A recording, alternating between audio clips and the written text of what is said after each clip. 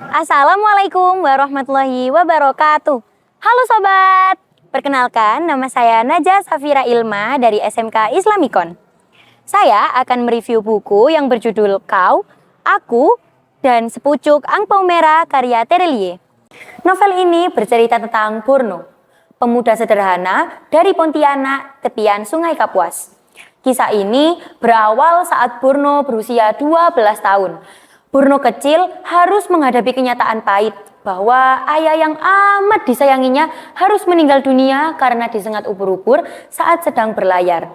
Purno digambarkan sebagai sosok yang jujur, pekerja keras, dan sederhana. Waktu telah berlalu. Purno kecil kini tumbuh dewasa. Ia bekerja sebagai pengemudi sepit, perahu kayu bermesinkan motor sederhana. Dari sepit inilah kisah cinta Purno bermula. Purno yang kala itu sedang mengemudi sepit langsung jatuh hati kepada pandangan pertama terhadap seorang gadis menawan bernama Mei.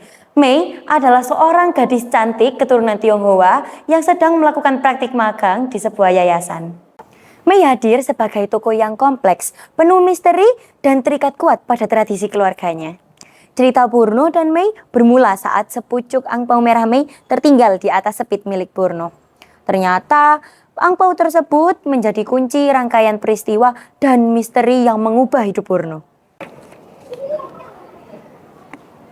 Purno berusaha mengembalikan angpau itu, tetapi justru membawanya semakin dekat dengan kehidupan Mei dan masa lalunya.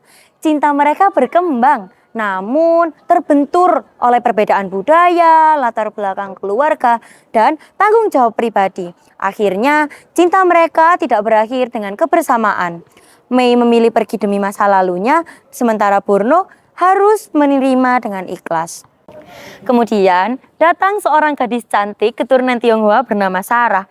Ia adalah seorang dokter, putri dari laki-laki yang menerima donor jantung dari ayah Purno beberapa tahun silam. Ternyata Sarah adalah sahabat kecil Mei. Di akhir cerita terkuak mengapa ayah Mei membenci Purno. Ternyata ayah Mei hanya menganggap Purno sebagai pemuda biasa yang tidak memiliki masa depan yang jelas. Berbeda dengan keluarga mereka yang lebih mapan dan kental akan adat Tionghoa. Novel ini berlatar belakang Sungai Kapuas, Pontianak, yang digambarkan autentik dengan budaya lokalnya. Angpau atau amplop merah yang menjadi simbol budaya Tionghoa yang melambangkan doa, restu, dan harapan baik. Biasanya diberikan dalam momen penting seperti Tahun Baru Imlek, pernikahan, dan perayaan lainnya. Sementara itu, tradisi di Sungai Kapuas tergambar jelas melalui kebiasaan menggunakan perahu sebagai transportasi umum, mata pencaharian yang bergantung pada sungai, serta pola hidup sederhana yang menyatu dengan alam sekitar. Surabaya menjadi panggung konflik sekaligus titik balik kisah. Di sana, Purno merasakan betapa beratnya perbedaan latar belakang mereka. Ayah Mei secara tegas menolak keberadaan Purno, bahkan membencinya karena dianggap tidak setara, miskin, dan tidak memiliki masa depan yang jelas untuk berdamping dengan Mei. Hal tersebut menjadi pukulan besar bagi Purno. Meskipun ia mencintai Mei dengan tulus, ternyata cinta saja tidak cukup untuk melawan besarnya tembok perbedaan budaya dan restu keluarga.